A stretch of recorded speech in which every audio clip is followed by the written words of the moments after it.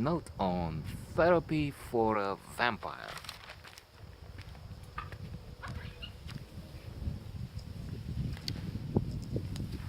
A very good Swiss comedy,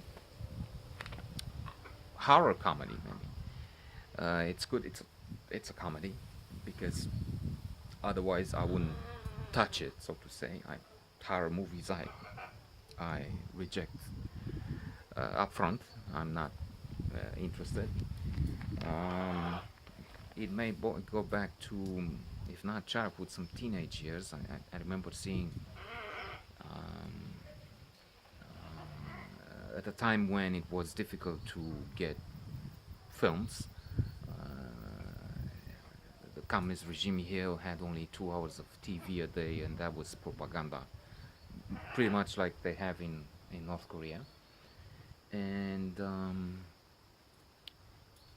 so underground, unofficially, people brought in films, and I went to see, as a rare treat, something like The Evil Dead, and I was impressed, but in a negative way. So, anyway, Der Vampir auf der Couch, the German original name. And I'm reading here the headline or the tagline on the poster: 500 years of marriage are not enough. Indeed, we're talking Sigmund Freud, such a classic, such a genius, such an appreciated man, and one of the luminaries. He's so he used to be listed in the same sentence with Einstein and other luminaries, other great men of the last 100 150 years. Not anymore. I was, in fact, again, not attracted, not to be, to say the least, by this psychoanalysis and its insistence on castration, childhood, baby, sex thoughts, obsession with mother, penis envy, in early childhood. I mean, I thought that's is it true? I mean, that's the way. Turns out, many psychologists reject much of what Freud has put on the table. But to return from the side note, Sigmund Freud has a new patient. He's very likable. Sigmund Freud is a very likable character in this film, which, well, artistic license, comedy, that's how we tolerate it. Otherwise, I have a different view of Freud, a serious, darker character in real life. So the vampire is unhappy with an undying relationship with his wife. So we're talking from the tagline 500 years. That seems a lot, especially if you consider, again, psychology. In psychology, there's a honeymoon effect, which basically says something like, after a period of 2 years, it has been discovered that something has to be done in a couple, in a relationship, to keep it going, to be fruitful, satisfying, enjoyable, and so on. And many marriages are, of course, 50, 60. Now that people live longer, 70 years, I don't know, years of marriage are not uncommon. On the other hand, of course, we know that in many places, more than half of marriages end up in divorce quickly.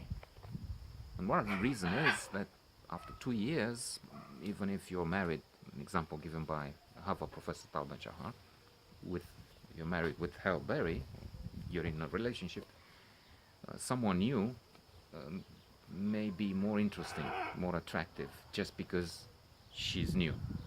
She, he, I don't know, some people may discover a different orientation after some time. Transparent. So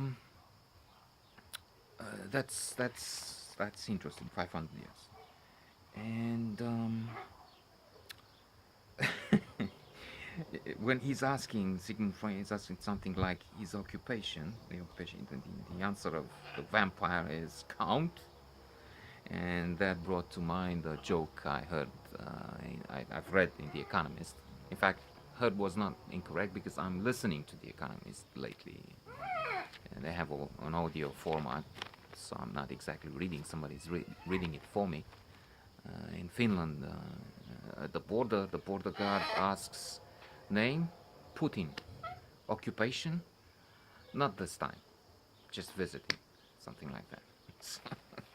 This was a count as occupation. Greza, his wife is Elsa, and one of the problems in their marriage is that she cannot see herself in the mirror. Vampires, remember. And so the idea is to have her portrait done, because a portrait she will be able to see, not the face, but instead of looking in the mirror, she'll look at the spot. And we have this painter, Victor, and Lucy, his partner in real life. And they can fly, they do all sorts of extraordinary tricks as undead. Lucy at one point falls from the window after looking for this guy she saw flying at the window, and the count comes right under and catches her. He's starting a sort of an affair. He invites her to this restaurant. She is working in a restaurant. She doesn't remember burning steaks, which Count Greza eats in seconds. That's another funny aspect in there. There's a rival who's trying to get Lucy.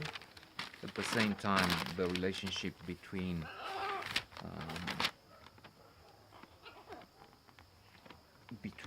the wife of the vampire Elsa and Victor is also strange, and the awkward, humorous moments. He's also under this influence and appears in strange positions, like on top of this big armoire, and looking at himself in the window and not having the usual passing of time, even if some say time is not passing, we are. So another